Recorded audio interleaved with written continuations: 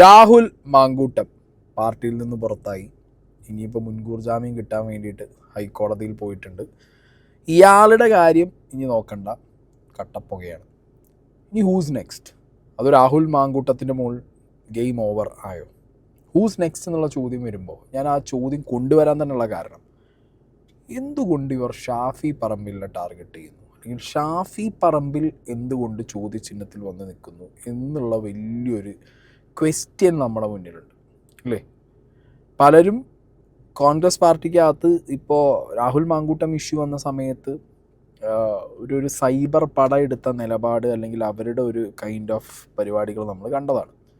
ഇതൊന്നും ആയിരിക്കില്ല if anything comes towards Shafi Parambil എന്ന് പറഞ്ഞ വ്യക്തിയെ ചുറ്റിപ്പറ്റി എന്തെങ്കിലുമൊക്കെ വന്നു കഴിഞ്ഞാൽ, അല്ലെങ്കിൽ ഏതെങ്കിലും രീതിയിൽ രാഹുൽ മാങ്കൂട്ടത്തിൻ്റെ സെറ്റിൽമെൻറ്റുകൾ ഈ പറഞ്ഞ ഷാഫി പറമ്പിൽ ത്രൂ നടന്നു എന്നുള്ളതൊക്കെ പുറത്ത് അല്ലെങ്കിൽ അറിയുക, അങ്ങനെ രീതിയിൽ എന്തെങ്കിലും ഒരു സംഗതിയൊക്കെ ആരെങ്കിലും കൊടുന്ന് ഇടുകയൊക്കെ ചെയ്തു കഴിഞ്ഞാൽ അതിനെക്കുറിച്ച് സംസാരിക്കുന്നവരോ അല്ലെങ്കിൽ ആ ഒരു വിഷയം എടുത്ത് കൈകാര്യം ചെയ്യുന്നവരെയൊക്കെ അടിക്കാനുള്ള സൈബർ കപ്പാസിറ്റി എന്താണെങ്കിലും കോൺഗ്രസ് പാർട്ടിക്ക് ഉണ്ട്. അവർ ഈ സൈബർ കപ്പാസിറ്റി ഒന്നും അവരുടെ എന്താ പറയുക എലക്ഷൻ ടൈമിലോ പരിപാടികൾക്കൊന്നും യൂസ് ചെയ്യുന്നില്ല.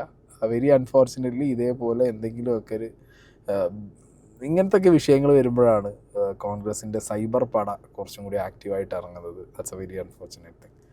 അപ്പോൾ എന്താണെങ്കിലും ഷാഫി പറമ്പിൽ രാഹുൽ മാങ്കൂട്ടത്തിനെ ഏതെങ്കിലും രീതിയിൽ രക്ഷിക്കാൻ നോക്കിയോ, രാഹുൽ മാങ്കൂട്ടത്തിനെ ഏതെങ്കിലും രീതിയിൽ താങ്ങി നിർത്താൻ ശ്രമിച്ചോ, രാഷ്ട്രീയ എന്ന് പറഞ്ഞ ഒരു പ്ലോട്ടിന് മാറിയിട്ട് പേഴ്സണൽ ലൈഫിൽ രാഹുൽ മാങ്കൂട്ടം ചെയ്തു വെച്ച പരിപാടികളിൽ ഷാഫി പറമ്പിൽ ഏതെങ്കിലും രീതിയിൽ എന്തെങ്കിലും സെറ്റിൽമെൻറ്റോ റോളോ പരിപാടികളോ ചെയ്തിട്ടുണ്ടോ എന്നുള്ള ചോദ്യം അവിടെ തന്നെ നിൽക്കുകയാണ്.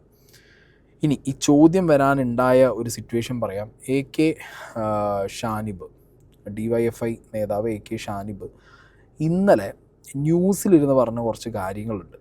ഓക്കെ, അതിൻ്റെ മുകളിലും പിന്നെ ഇതിനു മുമ്പ് നമ്മൾ കണ്ടതാണ് ഇതേ രാഹുൽ മാങ്കൂട്ടം ഇഷ്യൂവിൽ ഷഹനാസ് വന്ന് പറഞ്ഞ സമയത്ത് ഷഹനാസ് പറഞ്ഞൊരു കാര്യമുണ്ട്. രാഹുൽ മാങ്കൂട്ടം എന്ന് പറഞ്ഞ വ്യക്തിയെക്കുറിച്ച് ക്ലിയർ കട്ടായി ഷാഫി പറമ്പിലിന് കൃത്യമായിട്ടുള്ള ഒരു ഇൻഫർമേഷൻ പാസ് ചെയ്തിട്ടുണ്ടായിരുന്നു ഈ പാലക്കാട് ഇലക്ഷന് സ്ഥാനാർത്ഥിയാക്കി നിർത്തുന്നതിന് മുമ്പ് എന്നൊക്കെ. പക്ഷെ അത് ഷാഫി പറമ്പിൽ കാര്യത്തോടെടുത്തില്ല. ഓക്കെ, ഷാഫി പറമ്പിലിൻ്റെ ബ്രിഗേഡായിട്ട് രാഹുൽ മാങ്കൂട്ടത്തിൽ കൊണ്ടു നടന്നു എന്നുള്ളൊരു സംഗതി ഷഹനാസ് പറഞ്ഞിട്ടുണ്ടായിരുന്നു. ഇപ്പോൾ ജാമ്യം നിഷേധിച്ചു, പാർട്ടിയിൽ നിന്ന് പുറത്താക്കി. അപ്പോൾ ഏകദേശം രാഹുൽ മാങ്കൂട്ടത്തിന് ഗെയിം ഓവർ അടിച്ചു.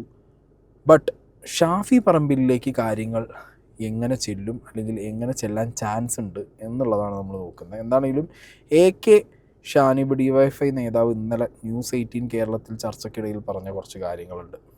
ഒരു പെൺകുട്ടി ക്രൂരമായി ആക്രമിക്കപ്പെട്ടു. ആ പെൺകുട്ടിയും അയാളും തമ്മിൽ യാതൊരു തരത്തിലുള്ള സൗഹൃദം പോലും ഉണ്ടായിരുന്നില്ല. ഒരു ചെറിയ പരിചയം മാത്രമേ ഉണ്ടായിരുന്നുള്ളൂ. ആ പെൺകുട്ടി ആക്രമിക്കപ്പെട്ടതിന് ശേഷം ആ പെൺകുട്ടിയെ സെറ്റിൽ ചെയ്യുന്നതിന് വേണ്ടിയിട്ട് നിരന്തരം വിളിച്ചുകൊണ്ടിരുന്നു. ആ പെൺകുട്ടി രാഹുൽ മാങ്കൂട്ടത്തിലല്ലേ?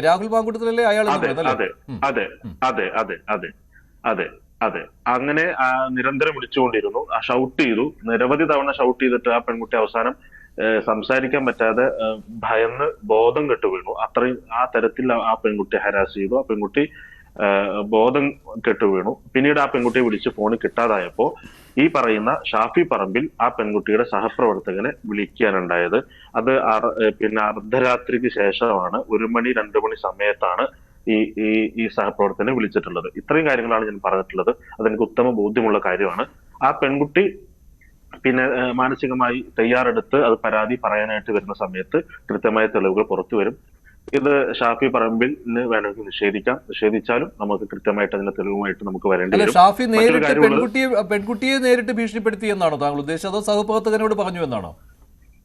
അല്ല, പെൺകുട്ടി സഹപ്രവർത്തകനെ ആ സമയത്ത് ഈ 2 മണി സമയത്ത് സഹപ്രവർത്തകനെയാണ് വിളിച്ചത്. ആ പെൺകുട്ടി വിളിച്ച് ഫോൺ എടുക്കാത്ത സാഹചര്യം. എങ്ങനെയാണ് ഈ സൈക്കോപാത്ത് വിളിച്ചിട്ട് ഫോൺ എടുക്കാത്ത കാര്യവും ഇത് പ്രശ്നം പരിഹരിക്കണം എന്ന രീതിയിൽ ആ സഹപ്രവർത്തകനെ ആ സമയത്ത് വിളിക്കാനുണ്ടായിട്ടുള്ളത്?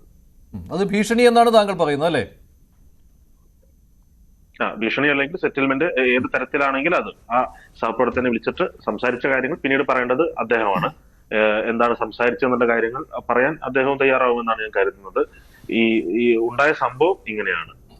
ഷാഫി പറമ്പിൽ വളരെയധികം സൂക്ഷിക്കേണ്ട ഒരു ടൈമാണോ ഇതെന്ന് ചോദിച്ചു കഴിഞ്ഞാൽ യെസ്, ഡെഫിനറ്റ്ലി ആണ്. ബിക്കോസ് ഉമ്മൻചാണ്ടി വരെ അല്ലെങ്കിൽ വി ഡി സതീശൻ വരെയുള്ള കോൺഗ്രസിലെ നേതാക്കന്മാർക്കൊരു ഹീറോയിക് പരിവേഷം കിട്ടുന്നത് അത് കുറച്ച് സമയം എടുത്തിട്ടാണ്. ബട്ട് ഫോർ ഷാഫി പറമ്പിൽ അത് അങ്ങനെ ആയിരുന്നില്ല. ഓക്കെ, ഷാഫി പറമ്പിൽ കുറച്ചും കൂടി എന്താ പറയുക, early phase of his political career തന്നെ ഒരു എന്താണെങ്കിലും കോൺഗ്രസ്സിലൊരു യുവ നേതൃത്വത്തിൻ്റെ ഐക്കണായിട്ട് കുറേ കാലം യൂത്തിന് ഒന്നും ഉണ്ടായിരുന്നില്ല കോൺഗ്രസ്സിനകത്ത്. ബട്ട് ഷാഫി വന്നതോടുകൂടി ഡൈനാമിക്സ് മാറി. സോ അങ്ങനെ യൂത്തിൻ്റെ തന്നെ ഒരു ഐക്കണായി. ഇപ്പം നിങ്ങൾ എടുത്തു നോക്കിക്കഴിഞ്ഞാൽ എന്താ പറയുക, ഒരു സെൻട്രൽ സിസ്റ്റം ഇല്ലാതെ പൊട്ടിപ്പൊളിഞ്ഞ് കിടക്കുന്ന കേരളത്തിലെ കോൺഗ്രസിൻ്റെ വൺ ഓഫ് ദി എന്താ പറയുക മൗത്ത് പീസാണ് ഷാഫി പറമ്പിൽ.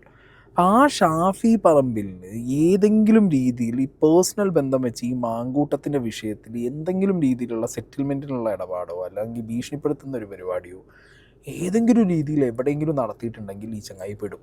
തുറന്ന് പറയും, ഇയാൾ പെടും. ഇയാൾ പെടാൻ പോണ രീതി ഒന്നതാണ്. ഓക്കെ, രണ്ടാമത്തെ രീതി ഈ രാഹുൽ മാങ്കൂട്ടം എന്ന് പറയുന്ന ഈ സെൽഫിഷ് ക്രീപ്പ്, ഇവൻ വേണമെങ്കിൽ ഷാഫിയെ പെടുത്താം. കാരണം ഇവനെ സഹായിച്ചില്ല, ഇങ്ങനൊരു സിറ്റുവേഷൻ വന്നപ്പോൾ ഇവൻ്റെ കൂടെ നിന്നില്ല. നിങ്ങൾക്ക് ഷാഫിയുടെ വർത്തമാനത്തിൽ നിന്ന് വളരെ കൃത്യമാണ്. കഴിഞ്ഞ 2-3 ദിവസമായിട്ട് ഷാഫി കൊടുക്കുന്ന പത്രമാധ്യമങ്ങൾക്ക് മുമ്പ് കൊടുക്കുന്ന സ്റ്റേറ്റ്മെൻറ്റുകളിൽ തൊട്ടും തൊടാതെയും തട്ടിയും തൊടാതെയും ഒക്കെയാണ്. ഒരു തലോടലുണ്ടോ ചോദിച്ചാൽ ഉണ്ട്, ഒരു തട്ടുണ്ടോയെന്ന് ചോദിച്ചാൽ ഉണ്ട്. ഷാഫിക്ക് ആ ഒരു പവർ വരുന്നില്ല രാഹുൽ മാങ്കൂട്ടത്തിൻ്റെ കേസിൽ. ഓക്കെ, ഒന്നില്ലെങ്കിൽ പാലക്കാട് കാൻഡിഡേറ്റ് ആയിട്ട് ഷാഫി പറമ്പിൽ എന്ന് പറഞ്ഞ വ്യക്തിയാണ് രാഹുൽ മാങ്കൂട്ടത്തിനെ കൂടുതൽ പ്രസ് ചെയ്തത് എന്നുള്ളത് വേണമെന്നുണ്ടെങ്കിൽ ആ ഒരു പശ്ചാത്താപം മനസ്സിലുള്ളത് കൊണ്ടായിരിക്കാം. ബട്ട് ആ പശ്ചാത്താപം വരാനുള്ള റീസൺ എന്താ? ഇവൻ്റെ ഈ ഡൂബിയസ് ആയിട്ടുള്ള ബാക്ക്ഗ്രൗണ്ട് അറിഞ്ഞുകൊണ്ടും ഇവൻ്റെ ഈ പൊളിറ്റിക്കൽ ഫേസ് മാത്രം പ്രൊജക്റ്റ് ചെയ്യാം എന്ന് വിചാരിച്ച് ചെയ്ത പരിപാടി ആയതുകൊണ്ടല്ലേ. ഇവൻ്റെ പേഴ്സണൽ ലൈഫിൽ ഇവൻ ഇത്രത്തോളം എരപ്പനാണ്, വൃത്തികെട്ടവനാണ്, മാങ്ങാത്തൊലിയാണെന്ന് അറിഞ്ഞിട്ട് പോലും അതൊന്നും നോക്കാതെ ഇവൻ്റെ ആ ഒരു പൊളിറ്റിക്കൽ ഇമേജ് ഉണ്ടല്ലോ, അതായത് സോഷ്യൽ മീഡിയയിലും അല്ലെങ്കിൽ ന്യൂസ് ചാനലുകളിലൊക്കെ വന്നിരുന്ന് ഇവൻ കൊടുക്കുന്ന ആ ഒരു തരം ഇവൻ്റെ ഒരു സോഷ്യൽ മീഡിയ ഇമ്പാക്റ്റ് അത് പാർട്ടിക്ക് ഉപയോഗിക്കാം എന്നുള്ള ഒരു രീതിക്ക് കൊണ്ടുവന്ന് പാർട്ടി എന്താണെന്നും പാർട്ടിയുടെ വളർച്ച എങ്ങനെയാണെന്നും പാർട്ടിയിൽ എങ്ങനെയാണ് വളരണ്ടേ എന്നുള്ളതും ഒക്കെ മറന്ന് ഓക്കെ ഇവൻ കൊള്ളാം, ഇവനൊരു സോഷ്യൽ മീഡിയ യൂത്ത് ഐക്കണായിട്ട് ഇവനെ വെക്കാം എന്നുള്ള രീതിയിൽ ഇവനെടുത്ത് കൊണ്ടുവന്ന് പ്രൊജക്റ്റ് ചെയ്തത് ഷാഫി പറമ്പിൽ എന്ന് പറഞ്ഞ വ്യക്തിയാണെന്നുള്ളത് അത് സ്വയം എൻഡോസ് ചെയ്തതാണ് ഷാഫി പറമ്പിൽ. അങ്ങനെയുള്ള സാഹചര്യത്തിൽ ഇനിയിപ്പോൾ ഇവനെ ഞാൻ എന്ത് പറയും എന്ന് വിചാരിച്ചത് കൊണ്ട് മിണ്ടാതിരിക്കുന്നതോ അല്ലാന്നുണ്ടെങ്കിൽ തട്ടും തലോടലൊക്കെ ആയിട്ട് ഇങ്ങനെ പറഞ്ഞു പോകുന്നതോ ആയിരിക്കാം. അല്ലെങ്കിൽ ഷാഫി പറമ്പിലിനെതിരെ എന്തോ വലിയ ബ്രഹ്മാസ്ത്രം രാഹുൽ പറഞ്ഞു റാച്ചങ്കായിൻ്റെ കാര്യം പറഞ്ഞപ്പോഴാണ് അയാളിവിടെ ഹോസ്പിറ്റലിലൊക്കെ ആയിട്ടുണ്ട്. അയാൾ എന്തിനടാ വല്ലവൻ്റെയും ഗർഭത്ത് കേസ് പോയി ഇടപെട്ടിട്ട് ഈ കിടക്കണ്ടെന്നുള്ളത് എനിക്കറിയാൻ പാടില്ല. രാഹുൽ മാങ്കൂട്ടത്തിൻ്റെ കയ്യിൽ എന്തോ ഒരു സംഗതി ഷാഫി പറമ്പിലുണ്ടോ എന്നുള്ളത് ഞാൻ പേഴ്സണലി ഡൗട്ട് ചെയ്യുന്നു. ഇനിയിപ്പോൾ അത് പറഞ്ഞതുകൊണ്ട് എന്നെ പിടിച്ചാരും കൊല്ലാനും തല്ലാനും പിടിക്കാനൊന്നും വരണ്ട. ഇതൊക്കെ ഇവിടുത്തെ പാർട്ടിക്കാരുടെ ഇടയിൽ തന്നെ പറയുന്ന സംസാരമാണ്, മനസ്സിലായോ? പാലക്കാട് വെൽറ്റിൽ തന്നെ ഒരുപാട് പേര്, അത് BJP അല്ലെങ്കിൽ കമ്മ്യൂണിസ്റ്റ് പാർട്ടി, കോൺഗ്രസ്സുകാർ എല്ലാവരുടെ ഇടയിലുള്ള വർത്തമാനങ്ങളിൽ നിന്ന് വന്നിട്ടുള്ള കാര്യങ്ങൾ തന്നെയാണിത്. ഓക്കെ, എന്തെങ്കിലുമൊക്കെ കാണുമായിരിക്കും. വേണമെങ്കിൽ ഷാഫിക്ക് ഇട്ട് കൊട്ടാൻ പോകുന്നത് മാങ്കൂട്ടത്തിൻ്റെ ബെൽറ്റ് തന്നെയായിരിക്കും, സംശയമില്ല. അല്ലെങ്കിൽ ഷാഫി ഏതെങ്കിലും രീതിയിലുള്ള സെറ്റിൽമെൻറ്റിനോ അല്ലെങ്കിൽ വർത്തമാനങ്ങൾക്കോ ഈ മാങ്കൂട്ടത്തിനെ വാങ്ങാണ്ടിനെ സഹായിക്കാൻ പോയി കാണും. ഡയറക്റ്റ് അല്ലെങ്കിൽ പോലും വേറൊരു തേർഡ് പേഴ്സൺ, സെക്കൻഡ് പേഴ്സൺ വഴി ചിലപ്പോൾ കണക്ട് ചെയ്യാൻ ശ്രമിച്ചു കാണും. അതും ചിലപ്പോൾ പണി വരാം. ഓക്കെ, അപ്പോൾ അത് ഉള്ളത് കൊണ്ടാണ് തോന്നുന്നു ഷാഫി പറമ്പിൽ പറഞ്ഞ വർത്തമാനത്തിലേക്ക് ഞാൻ നിങ്ങളെ കൊണ്ടുപോവാണ് ഈ കഴിഞ്ഞ 2-3 ദിവസമായിട്ട്. എന്റെ അടുപ്പക്കുറവും പാർട്ടിയുടെ തീരുമാനങ്ങൾ ഇൻഫ്ലുവൻസ് ചെയ്തിട്ടില്ല. യൂത്ത് കോൺഗ്രസ് സംസ്ഥാന പ്രസിഡന്റ് പദവിയിൽ നിന്ന് ഞാനതാക്കാൻ വേണ്ടി കുറെ അധ്വാനിച്ചിട്ടുള്ള ആൾ തന്നെയാണ്. ആ പദവിയിൽ നിന്ന് മാറി നിൽക്കാൻ അയാളും പാർട്ടിയും തീരുമാനിച്ചു. പാർട്ടിയിൽ നിന്ന് പുറത്താക്കാൻ പാർട്ടി തീരുമാനിച്ചു. പാർലമെന്ററി പാർട്ടി പുറത്താക്കാൻ തീരുമാനിച്ചു. അപ്പം ഞാൻ എന്റെ വ്യക്തിപരമായ അടുപ്പക്കുറവ് പാർട്ടിയിൽ ഏതെങ്കിലും തീരുമാനങ്ങൾ ഇൻഫ്ലുവൻസ് ചെയ്തിട്ടുണ്ടോ? ഞാൻ വ്യക്തിപരമായി ഉണ്ടായിരുന്നൊരു സൗഹൃദത്തെ പൊളിറ്റിക്സിലേക്ക് കൊണ്ടുവന്നതല്ല. കോൺഗ്രസ് പാർട്ടി വഴി ഉണ്ടായ ബന്ധം തന്നെയാണ്, സൗഹൃദം തന്നെയാണ്. സ്വാഭാവികമായിട്ടും പാർട്ടിയിൽ ചെറുപ്പക്കാർ, പുതിയ തലമുറ കഴിയാവുന്ന ആളുകൾ അവർ വളർന്നു വരുമ്പം അതിൽ രാഷ്ട്രീയമായി ആളുകളെ സംഘടനാപരമായ ആളുകളെ സപ്പോർട്ട് ചെയ്യേണ്ട ഉത്തരവാദിത്തം ഞങ്ങളെപ്പോലെ ഉള്ള ആളുകൾക്കുണ്ട്. എന്നാലാണ് ലീഡർഷിപ്പിന് പുതിയ ആളുകൾ കണ്ടിന്യൂറ്റി വരാൻ പറ്റുള്ളൂ. നാളെയാണെങ്കിലും KSU കോൺഗ്രസ് രംഗത്ത് നന്നായിട്ട് പ്രവർത്തിക്കുന്ന ഒരാളെ കൊണ്ടുവരാനുള്ള പരിശ്രമം ഞങ്ങൾ നടത്തുന്ന കാര്യത്തിന് സംശയം വേണ്ട. പക്ഷെ വ്യക്തിപരമായി ഓരോരുത്തരിലേക്കും നമ്മൾ ചൂഴ്ന്നിറങ്ങിയിട്ടില്ല. അവരുടെ രാഷ്ട്രീയത്തെയാണ് നമ്മൾ പിന്തുണക്കുന്നത്, നമ്മൾ സപ്പോർട്ട് ചെയ്യുന്നത്. അവരുടെ സംഘടനാ പ്രവർത്തനത്തെയാണ്, ഓർഗനൈസേഷൻ ഓപ്പർച്യൂണിറ്റീസും അതിൻ്റെ പേരിലുള്ള മറ്റ് അവസരങ്ങൾക്കും ആണ് നമ്മൾ സപ്പോർട്ട് കൊടുക്കുന്നത്. അല്ലാതെ വേറെ തരത്തിലുള്ള പ്രവർത്തനങ്ങൾക്ക് ഈ പറഞ്ഞതുപോലെയുള്ള പിന്നെ സപ്പോർട്ടല്ല നമ്മൾ കൊടുത്തത്. എനിക്ക് പരാതികളായിട്ട് അല്ല, ഞാൻ പറഞ്ഞല്ലോ, പരാതികളായി ഇങ്ങനൊരു ക്രിമിനൽ ഒഫൻസീവ് സ്വഭാവമുള്ള പരാതികളായി രേഖാമൂലം KPCക്കോ ഞങ്ങൾക്കോ അത്തരത്തിലൊരു പർട്ടിക്കുലർ സ്പെസിഫിക് ആയിട്ടുള്ള പരാതികൾ ആയിട്ട് കംപ്ലൈൻ്റ് ആയിട്ട് അത്തരം കാര്യങ്ങൾ വരുത്തപ്പെട്ടിരുന്നില്ല. ഷാഫി പറമ്പിൽ പറയുന്ന കാര്യം ഞാൻ പറഞ്ഞത് സ്ട്രോങ് അല്ല, വിശ്വസിക്കാൻ പറ്റുന്നില്ല. ഷാഫി പറമ്പിൽ പറഞ്ഞു വെക്കുന്നത് എന്താ, അയാളുടെ വ്യക്തിപരമായിട്ടുള്ള പേഴ്സണൽ ലൈഫിനെ കുറിച്ചൊന്നും വലിയ അറിവൊന്നുമില്ല, പാർട്ടി വഴി ബന്ധപ്പെടുന്നു, പാർട്ടിയുമായിട്ടുള്ള കാര്യങ്ങളുമായിട്ട് മുന്നോട്ട് പോകുന്നു, ഒരു യൂത്ത് ഫേസ് ആയിട്ട് വെക്കാൻ തോന്നി വെച്ചു. നിങ്ങൾ പാർട്ടിപരമായിട്ടുള്ള ബന്ധങ്ങൾ തന്നെ അയക്കും, ഒരു കുഴപ്പമില്ല. 24 മണിക്കൂർ നിങ്ങൾ പാർട്ടി മാത്രം സംസാരിച്ച് പാർട്ടിയെക്കുറിച്ച് മാത്രം പറഞ്ഞ് പാർട്ടിയിൽ കിടന്ന് പാർട്ടിയിലുണ്ട് പാർട്ടിയിൽ ഉറങ്ങി നടക്കുമോ? എനിക്ക് ഭയങ്കര ഡൗട്ടുണ്ട്. ഇതൊക്കെ എന്താ പറയുക, നമ്മളിപ്പോൾ ഒരു സ്ഥാപനത്തിൽ വർക്ക് ചെയ്യുകയാണ്, ആ സ്ഥാപനത്തിൽ നിന്ന് കിട്ടുന്ന നമ്മളുടെ ഒരു കൊളീഗ് സ്ഥാപനത്തിനെ കുറിച്ച് മാത്രം, അതിൻ്റെ ഇമ്പ്രൂവ്മെൻറ്റിനും അല്ലെങ്കിൽ അതിൻ്റെ പ്രൊഡക്ടിവിറ്റിയെ കുറിച്ച് മാത്രം, നമ്മുടെ ജോലിയെക്കുറിച്ച് മാത്രം സംസാരിച്ചിട്ടാണ് മുന്നോട്ട് പോകുക. അല്ല, നമ്മുടെ ലൈഫിൻ്റെ ഫേസിൽ ഓരോ സമയങ്ങളിൽ നമുക്ക് ഓരോ സുഹൃത്ത് ബന്ധങ്ങൾ വരും. ഇതിപ്പോൾ പാർട്ടിയിൽ നിന്ന് വന്നു വിചാരിച്ചിട്ട് 24 മണിക്കൂർ അയാളുടെ പാർട്ടി മാത്രമല്ലല്ലോ സംസാരിക്കുന്നത്, പാർട്ടിയെക്കുറിച്ചാണോ സംസാരിക്കുന്നത്? അല്ല, അയാളുടെ പേഴ്സണൽ ലൈഫ് ഓബിയസ്ലി അതിലുണ്ടാവും. ആ പേഴ്സണൽ ലൈഫ് ഇനി ഷാഫി പറമ്പിലും രാഹുൽ മാങ്കൂട്ടം എന്താണ് എന്നുള്ളതും നിങ്ങളുടെ ബന്ധം എന്നാണ്, അണ്ണൻ തമ്പി ബന്ധം നിങ്ങൾ തന്നെ റീൽസ് വഴി ഭയങ്കരമായിട്ട് പ്രൊജക്റ്റ് ചെയ്തതാണ്, സോഷ്യൽ മീഡിയ വഴി. ഇല്ലെങ്കിൽ പാർട്ടിക്കിടയിലും പാർട്ടി അല്ലാതെ ബാക്കി പാർട്ടിക്കാരുടെ ഇടയിലും ഒക്കെ ഈ അണ്ണൻ തമ്പി കോംബോ ഭയങ്കരമായിട്ട് നിങ്ങൾ പ്രൊജക്റ്റ് ചെയ്തതാണ് വാണ്ടഡ്ലി. അങ്ങനെയുള്ള സാഹചര്യത്തിൽ രാഹുൽ മാങ്കൂട്ടം എന്ന് പറഞ്ഞ ഈ പ്രിഡേറ്റർ, ഓക്കെ, ഇയാൾ ചെയ്ത് വെച്ച കാര്യങ്ങളെ കുറിച്ചിട്ട് ഡെഫിനറ്റ്ലി ഷാഫിയുടെ അടുത്താണ് ഫസ്റ്റ് പേഴ്സൺ എന്നുള്ള രീതിക്ക് ഷാഫിയുടെ അടുത്തേക്കായിരിക്കും കാര്യങ്ങൾ എത്തിയിട്ടുണ്ടാവും. ഓക്കെ, അത് ഇല്ല എന്നുള്ളത് ഷാഫിക്ക് എത്ര പറഞ്ഞാലും വിശ്വസിക്കാൻ ശേഷം പാടാണ്.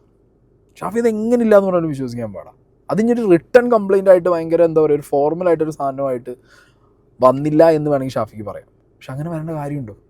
നമ്മുടെ ഏറ്റവും അടുത്ത സുഹൃത്ത് എന്ന് പറഞ്ഞ് നമ്മൾ പ്രൊജക്റ്റ് ചെയ്യുന്ന അണ്ണൻ തമ്പി ബന്ധത്തിൽ വെച്ചത് ബ്രൊമാൻസിൽ വെച്ചിട്ടുള്ള ഒരു പരിപാടിയിൽ നമ്മുടെ അടുത്ത് വരും, നമ്മുടെ അടുത്തായിരിക്കും ആദ്യം വരാൻ പോകുന്നത്. അപ്പം അങ്ങനെ വന്നിട്ടുണ്ടെങ്കിൽ അതിലെന്തെങ്കിലും രീതിയിലുള്ള സെറ്റിൽമെൻറ്റോ ഒത്തുതീർപ്പ് പരിപാടികളോ അല്ലെങ്കിൽ ഭീഷണി പരിപാടികളോ ഷാഫി നടത്തിയിട്ടുണ്ടെങ്കിൽ ഷാഫി പെടും. കാരണം പെടുത്താൻ ഇവിടെ 100 കൂട്ടം ആളുകളുണ്ട്. പാർട്ടിക്ക് അകത്ത് തന്നെ ഷാഫിയെ കുത്താൻ ആൾക്കാരുണ്ട്. ഈ ഒരു കോൺഗ്രസ് പാർട്ടിയിലെ ഏറ്റവും വലിയ സീനിതാ, അകത്ത് തന്നെ വെട്ടും കുത്തും കാലുവലിയും പാരവെപ്പോണ് ഈ പാർട്ടിക്കകത്ത്. എന്താണെങ്കിലും എനിക്ക് ഷാഫിയുടെ വർത്തമാനത്തിൽ അത്ര ഒരു കോൺഫിഡൻസ് എനിക്ക് പേഴ്സണലി തോന്നാത്തത് ഇതുകൊണ്ടാണ്. ഷാഫി എങ്ങാനും എന്നുള്ളൊരു ചോദ്യം. സരിൻ വെള്ളയാടുകയാണ്.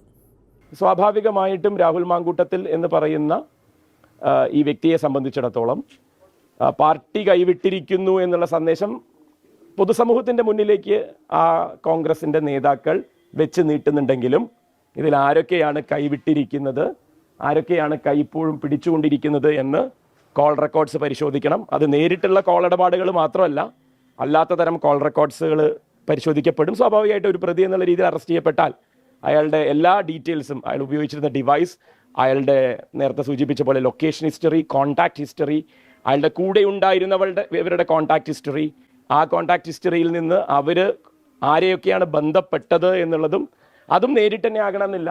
അതും ഇങ്ങനെ ഒരു first degree, second degree, third degree എന്നുള്ള രീതിയിൽ ഇതൊരു ചങ്ങലയാണ്. This is a crime syndicate.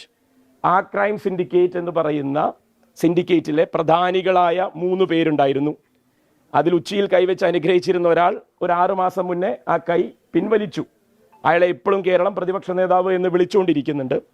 ആ ഉച്ചിയിൽ കൈവച്ച് അനുഗ്രഹിച്ച ആൾ ഇപ്പോൾ കൈ അത് 6 മാസം മുന്നേ വരെ കൈ വെച്ചുകൊണ്ടിരിക്കുകയും പിന്നെ പിൻവലിക്കുകയും ചെയ്തു എന്നുള്ളത് കൊണ്ട് ഇപ്പോൾ അയാൾ നല്ല പിള്ളയാകുന്നില്ല.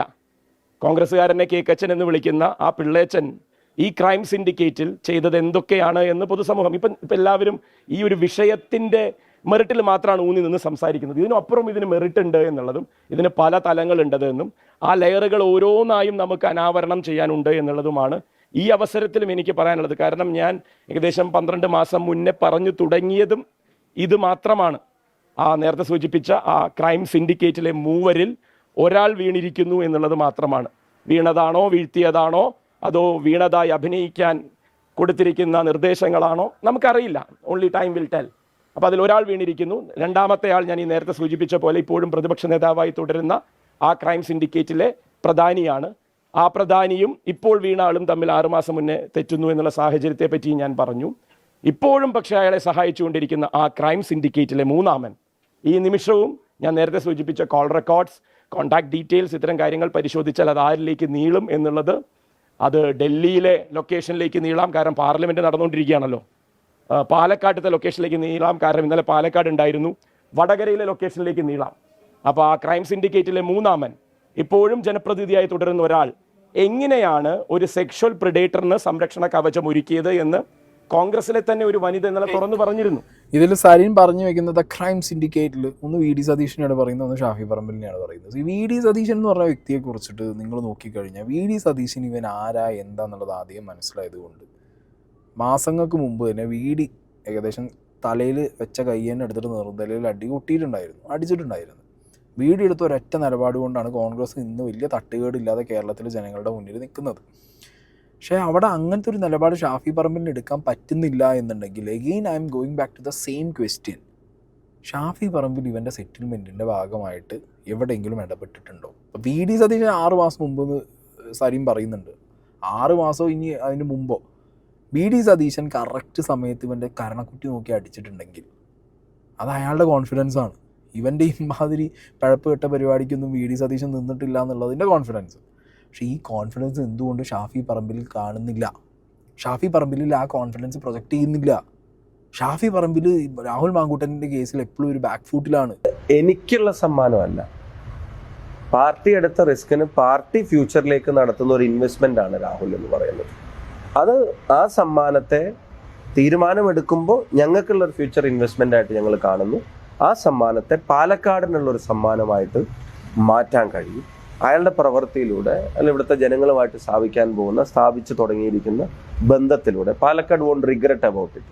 പാലക്കാടിന് അതിന് ഖേദിക്കേണ്ട ഒരു സാഹചര്യം കാൻഡിഡേറ്റോ UDFോ ഉണ്ടാക്കില്ല. In case of result of the election റിസൾട്ടിന്റെ കാര്യമാണെങ്കിലും ഇലക്ഷന് ശേഷം വരുന്ന പോസിറ്റീവ് റിസൾട്ടിലെ ഇവിടുത്തെ അയാളുടെ ഇന്റർഫിയറൻസ് എഫക്റ്റ് ആണെങ്കിലും അതിലും പാലക്കാട് റിഗ്രറ്റ് ചെയ്യുന്ന ഒരു സാഹചര്യം ഞങ്ങൾ ഉണ്ടാക്കില്ല. ഈ തീരുമാനം പാലക്കാടിനും നല്ലതായിട്ട് ഭവിക്കുമെന്ന കാര്യത്തിന് സംശയം വേണ്ട. അതെ, എന്റെ കാൻഡിഡേറ്റ് ആണ് രാഹുൽ. VK ശ്രീകണ്ഠന്റെ കാൻഡിഡേറ്റ് ആണ് രാഹുൽ. പിന്നെ A തങ്കപ്പന്റെ കാൻഡിഡേറ്റ് ആണ് രാഹുൽ. ഈ ഓഫീസിൽ നിൽക്കുന്ന ഇവിടുത്തെ ബൂത്ത് പ്രസിഡന്റിന്റെ കാൻഡിഡേറ്റ് ആണ് രാഹുൽ. ഇവിടുത്തെ മണ്ഡലം പ്രസിഡന്റ് സേവിയറിന്റെ കാൻഡിഡേറ്റ് ആണ് രാഹുൽ. എല്ലാവരുടെയും കാൻഡിഡേറ്റ് ആണ്. ഓരോ പാലക്കാട്ടുകാരന്റെയും കാൻഡിഡേറ്റ് ആണ് രാഹുൽ. രാഹുലിന് ഇവിടെ സത്യം പറഞ്ഞ് ഇൻട്രൊഡ്യൂസ് ചെയ്യേണ്ട ഒരു ആവശ്യം പോലും ഞങ്ങൾക്ക് ആർക്കും വന്നില്ല എന്നുള്ളതാണ്. It's a very known face, accepted face. അപ്പം ഞാൻ കൂടെ നടന്നത് രാഹുൽ എന്ന് പറയുന്നതിൻ്റെ എന്ന് പറയുമ്പോഴത്തേക്കും പീപ്പിൾ സേസ് ഞങ്ങൾക്കറിയാം, ഞങ്ങൾ കാണുന്നതല്ലേ, ഞങ്ങൾ കേൾക്കുന്നതല്ലേ. So it's a well known, well accepted face.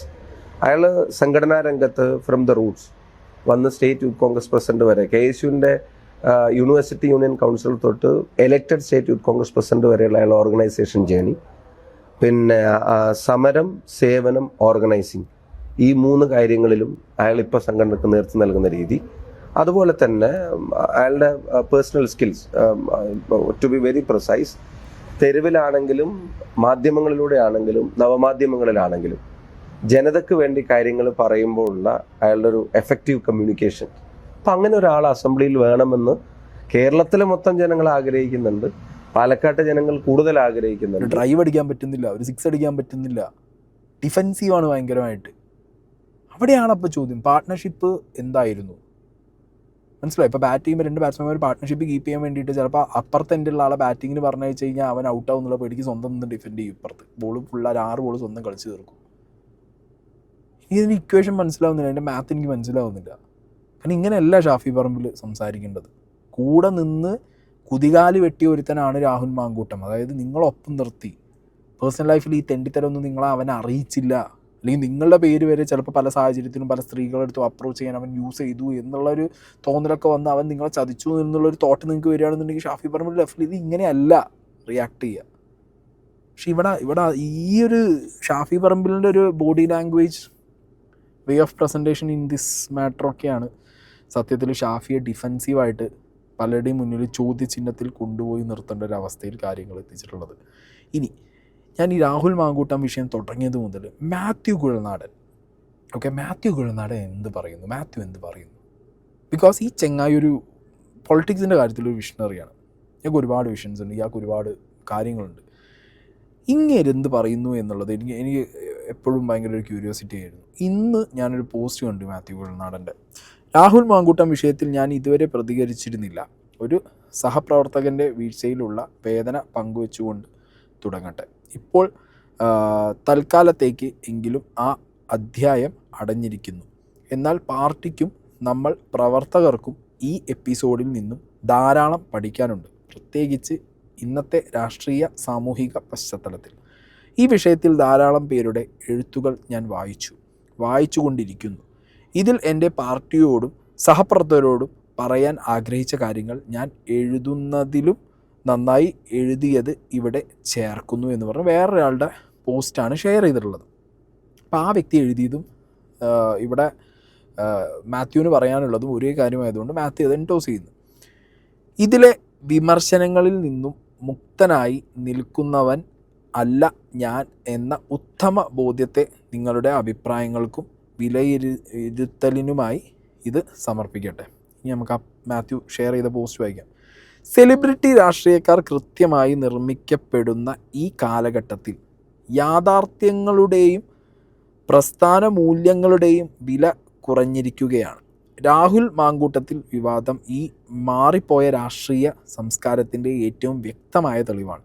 ഒരു പാർട്ടി 25-ലേറെ മുതിർന്ന നേതാക്കളുമായി ആലോചിച്ചെടുത്ത ശിക്ഷാ നടപടി തന്നെ ചിലർക്ക് ദഹിക്കാനാവാതെ പോവുകയും അവർ പൊട്ടിത്തെറിച്ച പ്രതികരണങ്ങളിലൂടെ പ്രസ്ഥാനത്തിൻ്റെ നൈതിക ബലം തന്നെ ക്ഷയിപ്പിക്കുകയും ചെയ്തപ്പോഴാണ് ഈ വിവാദം ഒരു വ്യക്തിയുടെ തെറ്റിൽ നിന്ന് ഒരു വലിയ സംഘടനാ രോഗത്തിൻ്റെ ലക്ഷണമായി മാറിയത്. രാഷ്ട്രീയ പ്രവർത്തനം സെലിബ്രിറ്റികളുടെ കയ്യിൽ ഏൽപ്പിച്ചാൽ അവർ പ്രസ്ഥാനത്തെ സംരക്ഷിക്കാതെ വ്യക്തികളെ സംരക്ഷിക്കുന്ന ഒരു വാണിജ്യ ചിന്തയിലേക്ക് വഴുതിപ്പോയി. ഉമ്മൻചാണ്ടിയെ പോലുള്ള അപൂർവ രാഷ്ട്രീയ പ്രതിഭയെ രാഹുൽ മാങ്കൂട്ടത്തിനോട് ഉപമിക്കുന്നതു പോലെയുള്ള അസംബന്ധ കാഴ്ചകൾ ഇതിൻ്റെ തെളിവാണ്. ഇത്തരം താരതമ്യങ്ങൾ ഉയരുന്നത് വ്യക്തിയോടുള്ള പ്രസക്തി കെട്ട ആരാധനയുടെ അമിതവൽക്കരണമാണ്.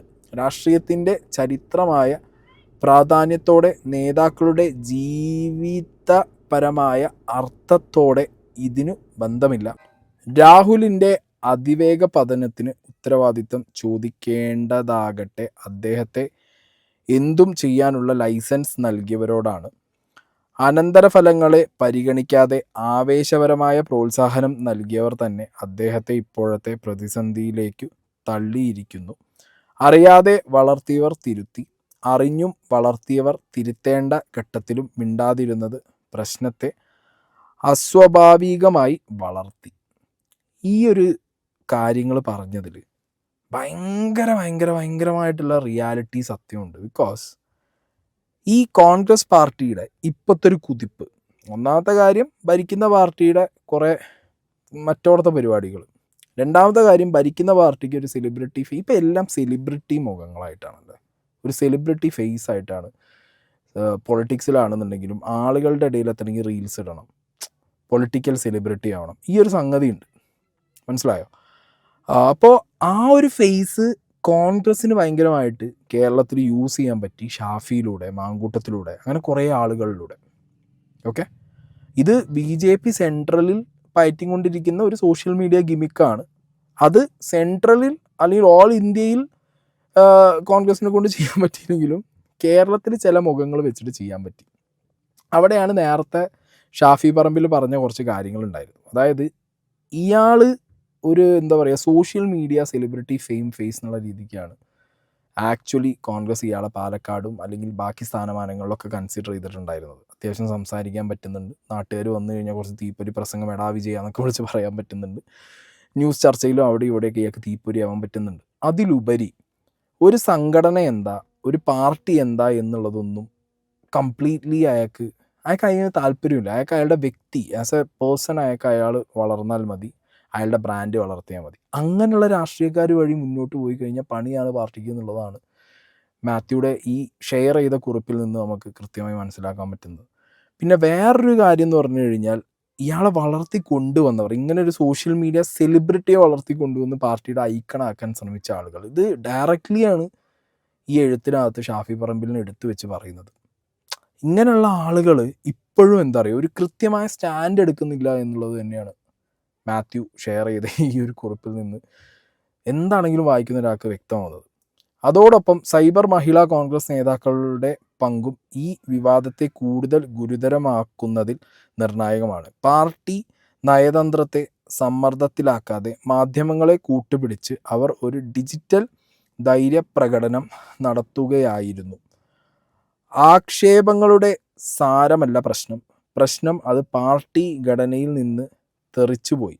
ഒരു പ്രസ്ഥാനത്തിൻ്റെ സ്കെഫോൾഡ്, അതായത് അതിൻ്റെ വിശ്വാസബന്ധങ്ങളും ആന്തരിക നീതിബോധവും തകർത്ത് മെഗാഫോൺ രാഷ്ട്രീയത്തിലേക്ക് ചാടിയതാണ്. ധൈര്യം സ്ഥാപനം സംരക്ഷിക്കാനുള്ള തീരുമാനങ്ങൾ നിൽക്കുന്നതാണ്. പ്രസ്ഥാനം തകർത്ത് സെലിബ്രിറ്റി പദവി നേടുക എന്ന ധൈര്യമല്ല, ദൗർബല്യമാണ്. പ്രവർത്തകർ ഈ വർഷങ്ങളിലുടനീളം അനുഭവിച്ച നിരാശ ഇതാണ്. തലനാരിഴയ്ക്ക് നിലകൊള്ളുന്ന പ്രതിസന്ധികളാണ് മൊമെൻ്ററി ധൈര്യം മാത്രം ഉയർത്തി വരുന്നത്.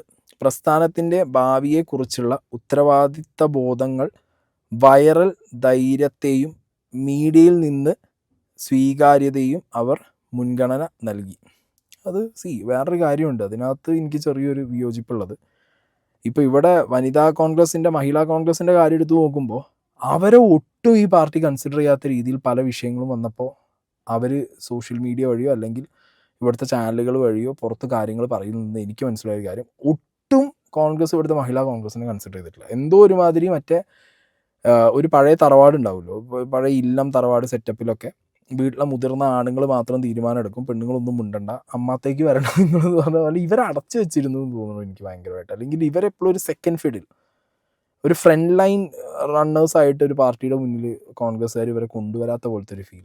എപ്പോഴും മുതിർന്ന കുറേ ആൺ നേതാക്കന്മാരുടെ പിന്നിൽ മാത്രം നിൽക്കുന്ന മഹിളാ നേതാക്കന്മാർ കുറച്ച് പേരായിട്ട് ഇങ്ങനെ നിൽക്കുന്നു. അവർക്ക് അതിൻ്റെ അതിർത്തി ഉണ്ടായിരുന്നു. പല കേസുകളും വരുന്ന സമയത്ത് സോഷ്യൽ മീഡിയ വഴിയും അല്ലെങ്കിൽ ചാനലുകൾ വഴിയും അവരുടെ ആ ഒരു ലൈക്ക് ലിറ്ററലി ഇവർ എഴുതിയ പോലെ സെലിബ്രിറ്റി ഫേസ് അവരെന്ത് ചെയ്തു, എക്സ്പ്ലോർ ചെയ്തു. അതെങ്ങനെ തെറ്റു പറയാൻ പറ്റും? അത് പാർട്ടി നോക്കേണ്ടതായിരുന്നു. പാർട്ടിയിൽ സ്ത്രീകൾക്ക് കൊടുക്കേണ്ട മുൻഗണന, അപ്പോൾ കൊടുക്കേണ്ടതല്ല, ഡെഫിനറ്റ്ലി അവർക്ക് മുൻഗണന ഉണ്ട്, മനസ്സിലായോ? അത് കൊടുക്കുക എന്നുള്ള സ്കീമിലേക്ക് മാറുമ്പോഴാണ് ഇവിടെ കാര്യങ്ങൾ എന്ത് ചെയ്യുന്നത്, ഈ രീതിയിൽ കൈവിട്ട് പോകുന്നത് സോഷ്യൽ മീഡിയയിൽ. അടുത്ത വായിക്കാം. പാലക്കാട് കോൺഗ്രസിൻ്റെ രാഷ്ട്രീയ തർക്കങ്ങൾ ഇന്നലെയും ഇന്നും ഒന്നുമല്ല. എന്നാൽ സൈബർ സെലിബ്രിറ്റികളുടെ വരവും പ്രവർത്തന രീതിയും ഈ പഴയ പരിക്കുകൾക്ക് ഒരു പുതിയ അശ്ലീലതയുടെ മുഖംമൂടി കെട്ടി. IAS ഓഫീസർമാരും ഡോക്ടർമാരും IT പ്രൊഫഷണലുകളും ഇൻഫ്ലുവൻസർമാരും സോഷ്യൽ മീഡിയയിലേക്ക് കടന്നപ്പോൾ അവർ രാഷ്ട്രീയത്തിൻ്റെ ഉള്ളടക്കത്തിലേക്കല്ല അവതരണത്തിലേക്കാണ് ചേക്കേറിയത്. ലിബറേറ്റ്സ് സാംസ്കാരിക ഇടങ്ങൾ എന്ന പേരിൽ സബ്സ്റ്റൻസ് ഇല്ലാത്ത പ്രസ്താവനകൾ, പാർട്ടി പാരമ്പര്യത്തെ കളിയാക്കുന്ന പോസ്റ്റുകൾ, വ്യക്തിപരമായ ആക്രമണങ്ങൾ, ഇതെല്ലാം ചേർത്ത് പ്രവർത്തകരെ അകറ്റി പൊക്കി പ്രസ്ഥാനത്തിൻ്റെ ആത്മാവിനെ ദുർബലമാക്കി ഭാവനാപൂർണമായെങ്കിലും രാഷ്ട്രീയമായ ന്യൂനമായ ഒരു ലോകത്തിലേക്കുള്ള ഈ മറുകണ്ഠം ചാടി പാർട്ടിക്ക് കൂടുതൽ മുറിവുകളും കലഹങ്ങളും കൊണ്ടുവന്നു. കാലത്തിൻ്റെ പ്രതികാരം പലപ്പോഴും മനുഷ്യരുടെ ശബ്ദങ്ങളേക്കാൾ ശാന്തമായിരിക്കും, പക്ഷേ അത് കൂടുതൽ കഠിനവുമാണ്. കോൺഗ്രസിൻ്റെ ആന്തരിക ശുദ്ധികലശം ഇപ്പോൾ അനിവാര്യമാണ്. ശബ്ദമേറിയ സെലിബ്രിറ്റികളെ, ഉത്തരവാദിത്തമുള്ള പ്രവർത്തകരാണ് ഒരു പ്രസ്ഥാനത്തിൻ്റെ ഭിത്തി. സോഷ്യൽ മീഡിയ ശബ്ദമല്ല, പ്രവർത്തനത്തിൻ്റെ നിഷ്ഠമായ ഒരു സംഘടനയെ നിലനിർത്തുന്നത്. വ്യക്തി ആരാധനയും സാംസ്കാരിക പാർട്ടിയുടെ പാരമ്പര്യം നശിപ്പിച്ചുവെന്ന് തിരിച്ചറിയണം. പ്രസ്ഥാനത്തിൻ്റെ ചരിത്രം വിഗ്രഹങ്ങൾ കൊണ്ടല്ല നിർമ്മിച്ചത്, ആശയങ്ങൾ കൊണ്ടാണ്. ഇപ്പോൾ കോൺഗ്രസ് വേണ്ടത് വ്യക്തികളെ രക്ഷിക്കുന്ന രാഷ്ട്രീയമല്ല, പ്രസ്ഥാനത്തെ വീണ്ടും ജീവിപ്പിക്കുന്ന രാഷ്ട്രീയമാണ്. പ്രസ്ഥാനത്തോടുള്ള വിശ്വാസം തിരിച്ചെടുക്കുക, തെറ്റുകൾ സമ്മതിച്ചുകൊണ്ട് തിരിച്ചു വരിക, ശബ്ദങ്ങളുടെ അഹങ്കാരത്തിൽ നിന്ന് വിമോചനം നേടുക, ഇവയൊക്കെയാണ് യഥാർത്ഥ ധൈര്യം. കോൺഗ്രസ് ഒരു വ്യക്തിയുടെ പേരിൽ വളർന്നതല്ല, പക്ഷേ അതിനെ തകർക്കാൻ ചില ചിലർ അത് തങ്ങളുടെ സ്വകാര്യ അജണ്ടകളാക്കി ഉപയോഗിച്ചു. പ്രസ്ഥാനത്തെ രക്ഷിക്കേണ്ട ഇപ്പോൾ തന്നെ ഈ പ്രസ്ഥാനം തല ഉയർത്തി നിലകൊള്ളുന്നതുകൊണ്ട് ആരാധകരുടെയും സെലിബ്രിറ്റികളുടെയും ശബ്ദത്തിലല്ല, തണുത്തതും ഉത്തരവാദിത്തപൂർവമായ പ്രവർത്തകരുടെ സ്ഥിരതയിലൂടെയാണ്. പാർട്ടിയുടെ പൈതൃകം തിരിച്ചറിഞ്ഞ് സ്വയം തിരുത്തി ആത്മബലം വീണ്ടെടുക്കുക ഒരു പുതിയ യാത്ര തുടങ്ങേണ്ട അനിവാര്യമാണ് എന്ന് പറഞ്ഞിട്ടുള്ള ഒരു വലിയ പോസ്റ്റാണ് കേട്ടോ. ഇതിൽ ഭയങ്കരമായിട്ടുള്ള മലയാളമൊക്കെ എഴുതിയതുകൊണ്ട് ഞാൻ മലയാളം വായിച്ചതിൽ ചിലപ്പോൾ തെറ്റൊക്കെ വരാം. പക്ഷേ ഇതൊരു ഭയങ്കര എന്താ പറയുക, കൃത്യമായിട്ട് ഇതുവരെ നമ്മൾ പലരും ഈ വിഷയത്തിൽ എഴുതിയതും സംസാരിച്ചതും കണ്ടിട്ടുണ്ട്. പക്ഷേ ഇത്രത്തോളം കോൺഗ്രസിൻ്റെ കാര്യങ്ങൾ വളരെ പിൻ പോയിൻ്റ് ചെയ്ത്, കോൺഗ്രസിൻ്റെ ഇപ്പോഴത്തെ അവസ്ഥ പിൻ പോയിൻ്റ് ചെയ്ത് സംസാരിച്ച ഒരു പോസ്റ്റ് മാത്യു ഇപ്പോൾ ഷെയർ ചെയ്ത ഈ ഒരു പോസ്റ്റാണ്. സത്യത്തിൽ ഇതാണ് ലിറ്ററലി കോൺഗ്രസ്സിൽ നടന്ന വിഷയം. അതായത് പാർട്ടിയുടെ മുകളിൽ ചില സെലിബ്രിറ്റി ഫേസുകളും വളർന്നുപോയി. പിന്നെ ഉൾപാർട്ടി രാഷ്ട്രീയം എന്ന് പറഞ്ഞ സംഗതി കോൺഗ്രസ്സിലുള്ളത് കൊണ്ട് അത് ഭയങ്കര ഗ്രാൻഡഡായിട്ട് കുറേ പേര് ഉപയോഗിച്ചു. മനസ്സിലായോ? പേഴ്സണലി അവരുടെ PR കൂട്ടി, അവരുടെ സെലിബ്രിറ്റി ഇമേജ് കൂട്ടാൻ വേണ്ടിയിട്ടൊക്കെ ഉപയോഗിച്ച് അവർ പാർട്ടിയെ ഒട്ടും കൺസിഡർ ചെയ്യുന്നില്ല, പാർട്ടിയുടെ ഒരു സ്ട്രക്ചറിനെ കൺസിഡർ ചെയ്യാത്ത രീതിയിലായിപ്പോയി. ഇനി ഇത് മാത്രമല്ല, വേറെയും ഒരാൾ പറഞ്ഞതുണ്ട് കേട്ടോ. ശ്രീകുമാർ മനയിൽ എന്ന് പറഞ്ഞിട്ട് മാധ്യമപ്രവർത്തകൻ സംസാരിച്ച ഒരു ബൈറ്റും കൂടിയും വെക്കാം. ഇതൊക്കെയാണ് കോൺഗ്രസ് തിരുത്തേണ്ട കാര്യങ്ങൾ. യൂത്ത് കോൺഗ്രസിന്റെ ഒരു പുതിയ പ്രസിഡന്റ് ഉണ്ടായിട്ട് അദ്ദേഹം എവിടെയാണെന്ന് പോലും ആർക്കൊരു പിടുത്തില്ല. ആ മനുഷ്യനെ എവിടെയെങ്കിലും ആരെങ്കിലും കാണുന്നുണ്ടോ? പിന്നെ ഏതൊരു വർക്കിംഗ് പ്രസിഡന്റ് അദ്ദേഹത്തെ എവിടെയെങ്കിലും കാണുന്നുണ്ടോ? നിങ്ങൾ ഒന്ന് തെരഞ്ഞെടുപ്പാണ്. ഇപ്പോൾ ഈ വിധിനിർണായകമായ ഒരു തെരഞ്ഞെടുപ്പ് തൊട്ടടുത്ത് നിൽക്കുന്നു, തദ്ദേശ തെരഞ്ഞെടുപ്പ്. ഇനി അടുത്ത തെരഞ്ഞെടുപ്പ് 5 മാസത്തിനുള്ളിൽ വരാൻ പോകുന്നു. ഇവരൊക്കെ സത്യത്തിൽ എവിടെയാണ്? യഥാർത്ഥ പ്രശ്നം എന്താണെന്നറിയാമോ? കോൺഗ്രസിനെ ഡീസെൻട്രലൈസ് ചെയ്ത് കഴിഞ്ഞു. അതാണ് എൻ്റെ അടിസ്ഥാന വിഷയം. കാരണം കോൺഗ്രസിലെ കൃത്യമായ അധികാര കേന്ദ്രങ്ങൾ പാർട്ടിയെ നിയന്ത്രിച്ചിരുന്നു എക്കാലത്തും.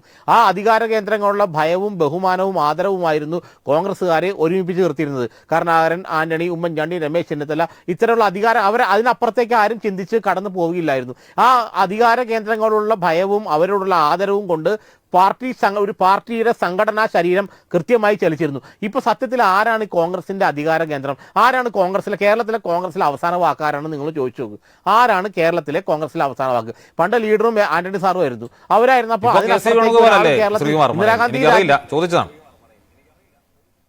അല്ല, ആരാണെന്ന് പറഞ്ഞ അബ്ജദ് പറഞ്ഞ എനിക്ക് മനസ്സിലായില്ല. ആരാണെന്ന്? KC വേണുഗോപാൽ അല്ലേ? ചോദിച്ചതാണ്. മറ്റേ ഈ KC വേണുഗോപാൽ അല്ലേ എന്ന് എനിക്കും ചോദിക്കാൻ പറ്റുള്ളൂ, നിങ്ങൾക്കും ചോദിക്കാൻ പറ്റുള്ളൂ. അല്ലെങ്കിൽ മറ്റേതെങ്കിലും നേതാവ് അല്ലേ എന്ന് ചോദിക്കാൻ പറ്റില്ല. ആരാണ്? പണ്ടാണെങ്കിൽ നമുക്ക് വിസിബിൾ ആയിരുന്നു, ഇതാണ് കോൺഗ്രസിന്റെ നേതാക്കൾ, അവർ പറയും, അവർ തീരുമാനിക്കും, മറ്റുള്ളവർ അനുസരിക്കും. ഇപ്പോൾ പാർട്ടിയെ ഡീസെൻട്രലൈസ് ചെയ്ത് കഴിഞ്ഞു, പരിപൂർണമായിട്ട് ആരാണ് നേതാവ്, ആരാണ് തീരുമാനിക്കുന്നത്, ഏതാണ് അധികാര കേന്ദ്രം? സ്വന്തം പാർട്ടി നേതാക്കൾക്കെതിരെ പാർട്ടിയുടെ സൈബർ വിങ് രൂക്ഷമായ ആക്രമണം അഴിച്ചു വിടുകയാണ്. നിയമസഭാ കക്ഷി നേതാവ് പാർട്ടിയുടെ സൈബർ വിങ് ഉണ്ടോ എന്ന് ചോദിച്ചപ്പോഴത്തേക്കും സൈബർ വിങ് ഉണ്ട് എന്ന് പറഞ്ഞുകൊണ്ട് സൈബർ വിങ്ങിന്റെ KPCCയിൽ ചുമതല വഹിക്കുന്നവൻ പോസ്റ്റിലാണ് ഇത് കണ്ടില്ല, ഇതാണ് ഞങ്ങളാണ്ടത്, ഏത് നിയമസഭാ കക്ഷി നേതാവിനെതിരെ. ആ അവസ്ഥയിലേക്ക് ഇപ്പോൾ ഇത്രയും ജീർണിച്ചൊരു രാഷ്ട്രീയ അവസ്ഥ നിങ്ങൾ ആലോചിച്ച് നോക്കി. എങ്ങനെ നിങ്ങൾ ഈ കോൺഗ്രസിന് ഇങ്ങനെ സ്വരുക്കൂട്ടി അടുത്ത തെരഞ്ഞെടുപ്പിലേക്ക് കൊണ്ടുപോകാൻ വെച്ചത്? ഒരുപക്ഷെ ദൈവത്തിന് പോലും കാണിക്കാൻ പറ്റാത്ത അത്ഭുതം സംഭവിച്ചാൽ മാത്രമേ വരുന്ന തെരഞ്ഞെടുപ്പിൽ കോൺഗ്രസിന് ഇങ്ങനെ ഒരുപോലെ കൊണ്ടുപോകാൻ പറ്റൂ. സീരിയസ്ലി മാൻ, ഇയാൾ പറഞ്ഞതാണ് ഇതിൻ്റെ റിയാലിറ്റി. നേരത്തെ എഴുതിയതും ഈ പറഞ്ഞതും വെച്ചിട്ട് കോൺഗ്രസിൻ്റെ നേതാക്കന്മാർ നിങ്ങളൊരു കണക്ക് കൂട്ടലിലെത്ത്, ഇല്ലെങ്കിൽ 3.0 ഡെഫിനറ്റ്ലി ഓണാണ്. മനസ്സിലായോ? കാരണം അവിടെ അപ്പുറത്ത് കോൺഗ്രസ് പാർട്ടിയെ വിട്ട് നിങ്ങൾ കമ്മ്യൂണിസ്റ്റ് പാർട്ടിയിൽ നോക്കിയാൽ അവിടെ ഒരു പിണറായി വിജയനുണ്ട്. മനസ്സിലായോ? പിണറായി വിജയൻ അപ്പുറം വേറൊരു ശബ്ദം റയറാണ് അവിടെ. ഇപ്പുറത്ത് നിങ്ങൾ BJPയിൽ നോക്ക്, നിങ്ങൾ ഇവിടെ നിന്ന് ആരുടെയും ശബ്ദം ഇല്ലെങ്കിലും സെൻട്രലിൽ നിന്നൊരു ശബ്ദം വരാനുണ്ട്. കേരളത്തിലെ കോൺഗ്രസിൻ്റെ അവസ്ഥ എന്താ? രാഹുൽ ഗാന്ധി പറഞ്ഞാലും ബോടാവില്ലേ, VD സതീശൻ പറഞ്ഞാലും ബോടാവില്ലേ, ഷാഫി പറഞ്ഞാലും ബോടാവ്, ഇങ്ങനെ ബോടാവില്ലേ പറയാൻ ആൾക്കാരുണ്ട്. എല്ലാവരും ഞാനാണ് കോൺഗ്രസ്, എൻ്റെ പാർട്ടിയാണ് കോൺഗ്രസ്, ഞാൻ ഉണ്ടാക്കിയതാണ്. ഈ മൂഡിലാണ് പലരും നടക്കുന്നത്. ആ മൂഡിൽ നടക്കുന്ന കുറേ നേതാക്കന്മാരെ ഫോളോ ചെയ്യാൻ വേറെ കുറേ അവരുടെ ബ്രിഗേഡുകളും അവരുടെ പടകളും വേറെ കുറേ എണ്ണങ്ങൾ. ഒരു ശബ്ദമില്ല കോൺഗ്രസ്സിന്, ഒരു AK ആൻ്റണി ഇല്ല, ഓക്കെ, ഒരു ഉമ്മൻചാണ്ടി ഇല്ല, ഒരു ലീഡറില്ല, ഒരു മനുഷ്യനില്ല. VD സതീശനാണെങ്കിൽ പോലും ഓക്കെ ഫ്രണ്ടിൽ നിന്ന് ഫേസ് ആയിട്ട് നിൽക്കുന്നത്, VDനെ കുത്തി താഴ്ത്തിടാൻ ഈ കോൺഗ്രസിനകത്ത് ആൾക്കാരുണ്ട്. പുറത്തുനിന്ന് ആൾ കൊണ്ടുവരേണ്ട കാര്യമില്ല. VDനെ ചവിട്ടി താഴ്ത്തിടാൻ ഉള്ളിൽ ആൾക്കാരുണ്ട്. അങ്ങനെ മാത്യു അങ്ങനെ ആര് വന്നാലും അവരെ KC വേണുഗോപാൽ അടക്കം ആര് വന്നാലും ഒന്നിനൊന്നിനെ വലിച്ച് താഴെ അവിടെ ആൾക്കാരുണ്ട്. എല്ലാവരും റെഡിയാക്കി നിർത്തിയിട്ടുണ്ട്. പിന്നെ സൈബർ പോരാളികൾ, ഓരോരുത്തർക്കും ഓരോ ഓരോ ടീമാണ് സൈബർ പോരാളികൾ എന്ന് പറഞ്ഞിട്ട്. ഓരോരുത്തർക്കും ഓരോ ടീമായിട്ട് അവർ വർക്ക് ചെയ്യുക. ഒരു യൂണിമൈൻഡ് അല്ല, മനസ്സിലായോ? യൂണിമൈൻഡ് അല്ല. അത് നിങ്ങൾ ഈ രാഹുൽ മാങ്കൂട്ടത്തിൻ്റെ വിഷയത്തിൽ തന്നെ കോൺഗ്രസിൻ്റെ സൈബർ ടീമിൻ്റെ ഒരു പാറ്റേൺ നിങ്ങൾ എടുത്ത് നോക്കിയാൽ നിങ്ങൾക്ക് മനസ്സിലാവും. ഷാഫിക്ക്, മാങ്കൂട്ടത്തിന്, അങ്ങനെയുള്ള ടീമിന് ഒരു ബെൽറ്റ്, വീടിക്ക് ബാക്കിയുള്ളവർക്ക് ഒരു ബെൽറ്റ്. അങ്ങനെയാണ് ഇവിടെ. ഒരു സെൻട്രലൈസ്ഡ് സാധനമൊന്നും ഇല്ല. അങ്ങനെ ഇല്ലാത്തൊരു സെൻട്രലൈസ്ഡ് സിസ്റ്റവും ഒരു യൂണിമൈൻഡ് ആയിട്ട് പോവാത്തൊരു പാർട്ടിയും ഇവരെങ്ങനെ പോയിട്ട് ഇലക്ഷൻ നേരിടുന്നുള്ളത് എനിക്കറിയാൻ പാടില്ല.